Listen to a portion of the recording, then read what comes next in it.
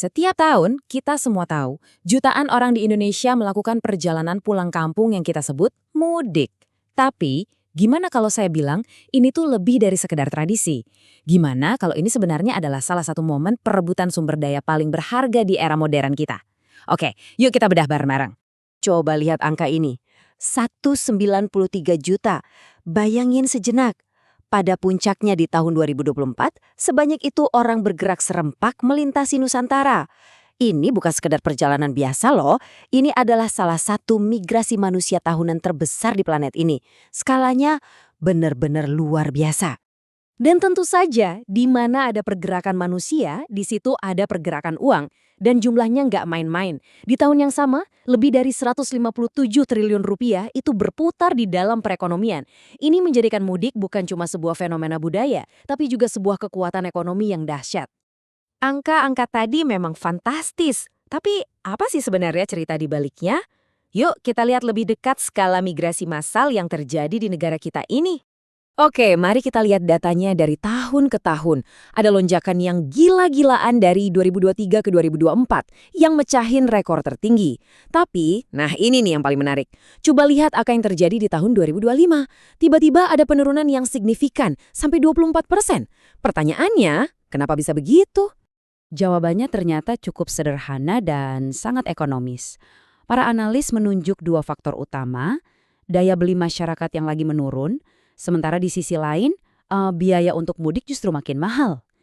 Ini nunjukin betapa sensitifnya fenomena ini sama kondisi ekonomi kita sehari-hari. Nah, sekarang kita masuk ke bagian yang paling menarik. Selain membawa barang bawaan dan uang, para pemudik ini ternyata membawa sesuatu yang lain, sesuatu yang nggak kelihatan. Tapi di zaman sekarang mungkin jadi aset yang paling berharga. Apa itu? Kutipan ini mengubah total cara kita memandang mudik. Perhatian, attention. Ini dia titik baliknya. Jadi ternyata, perjalanan fisik jutaan orang ini juga merupakan pergerakan besar-besaran dari sebuah komoditas tak kasat mata.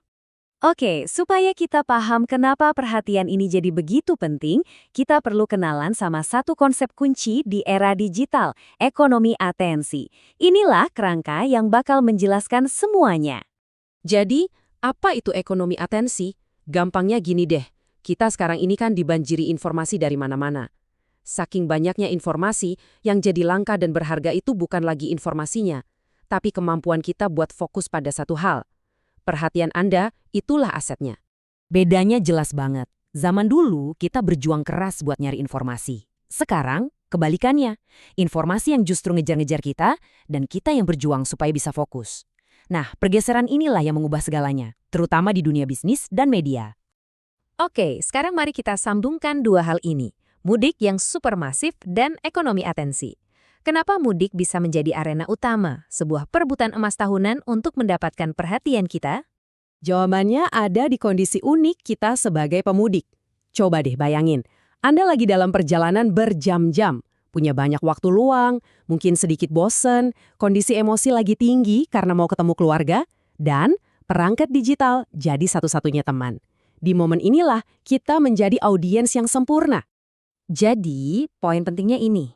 Mudik itu menciptakan apa yang bisa kita sebut sebagai ladang perhatian raksasa. Sebuah momen di mana ratusan juta pasang mata itu tersedia secara bersamaan dan semua orang, mulai dari brand besar, media, sampai UMKM, berlomba-lomba untuk menanamkan pesannya di sana.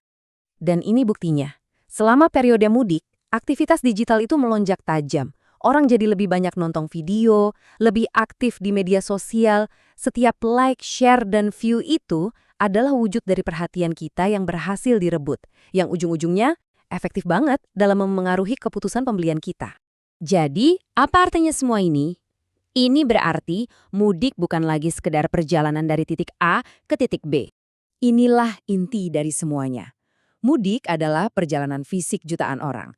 Tapi pada saat yang bersamaan, ia adalah sebuah perjalanan perhatian massal yang membentuk ulang lanskap ekonomi dan media kita setiap tahunnya.